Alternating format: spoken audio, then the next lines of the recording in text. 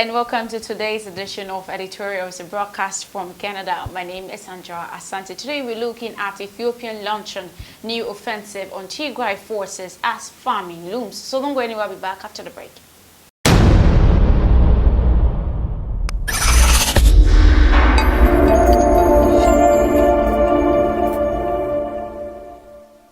You're welcome back from the break. So Western officials confirmed Tigrayan report of an assault on several fronts. Aid workers said it will intensify a dire humanitarian situation.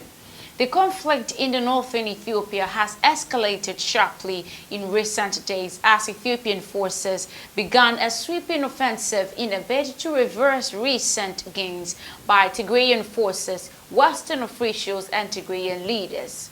UN officials said the attack will deepen the humanitarian crisis in the region that is plunging into the world's worst famine in a decade. With the Ethiopian government blocking the shipments, some starving Tigrayans are eating leaves to survive.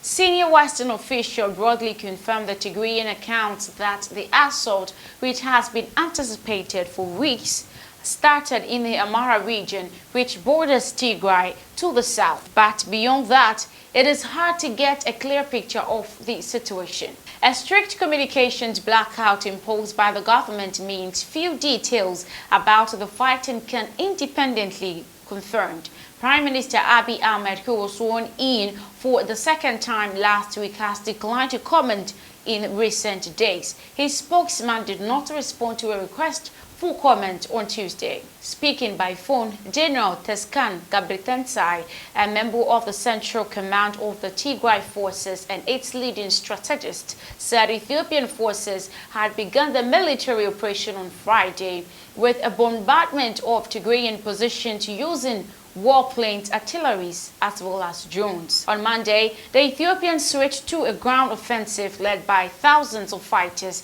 to be met by a Tigrayan counter-offensive, he said.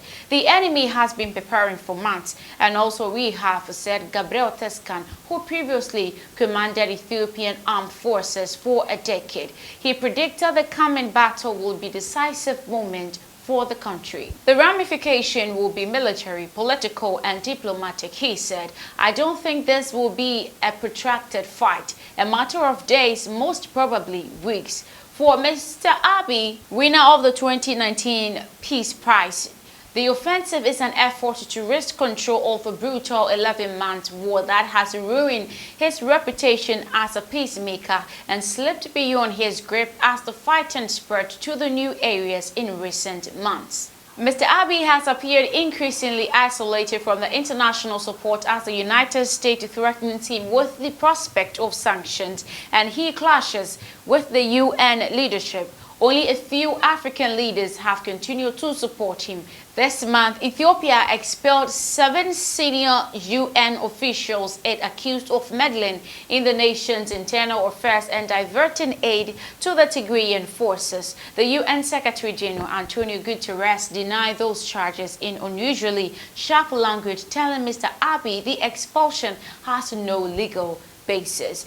Linking into the situation to the devastating Somali famine of 2011, Mr. Guterres said that he warned Mr. Abiy that Ethiopian restrictions on the delivery of aid had created a humanitarian crisis that was spiraling out of control. Over 5 million Tigrayans urgently need relief aid and at least 400,000 are in famine-like conditions, the UN says. But barely 1/10 of required aid had reached them because Ethiopia has blocked the routes into the region, officials said. The Biden administration has tried to force Mr. Abiy and Tigrayan into peace talks by threatening sanctions against officials and entities who block humanitarian aid and refuse to stop fighting. With the latest attack, however, Mr. Abiy seems to be gambling that he can prevail using force.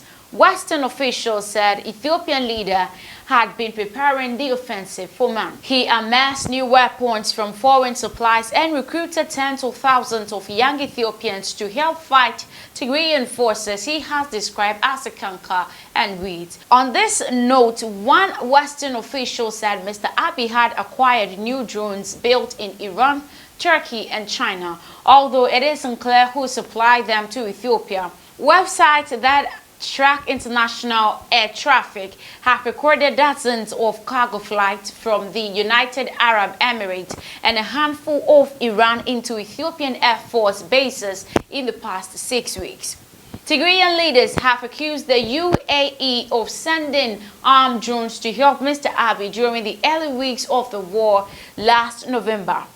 Emiratis officials have refused to comment on this, but airstrikes took out most of the Tigrayan artillery and forced its troops to retreat into the remote countryside. One more consequential question now is whether Eritrea will gain rally to Mr. Abiy's side. Eritrean troops offered crucial support in the first phase of the war until June and faced many of the worst accusations of atrocities against civilians. The Eritreans are currently occupying Himera, a town in western Tigray, and some have deployed to Amhara, two Western officials said. But it is unclear if they are participating in the latest fighting. Tigrayan forces scored a series of surprise victories that forced Ethiopian forces out of Tigray. In July, the Tigrayan pushed into the Amhara region, where the fighting has been centered ever since. A long-running dispute between Amhara and Tigray over the swath of disputed land threw Amhara militias into fight against Tigray last November.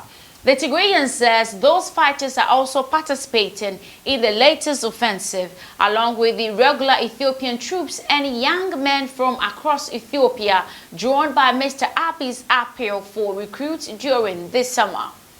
But General Teskan, the Tigrayan commander, said that he considered the autocratic leader of Eritrea, Isaias Afwerki, who is an old foe of the Tigrayans, as he is a greatest threat. Both sides face intense pressure. The Tigrayans, surrounded by enemies, risk running out of supplies soon. Mr. Abiy is wrestling with a steep economic slide that has led to soaring food prices and foreign currency shortages, which American sanctions could soon make worse. Ethiopian Airlines, Africa's biggest airlines and Ethiopia's flagship economic success, last week denied a report on CNN that its aircraft has been used to ship weapons and soldiers for the war in Tigray.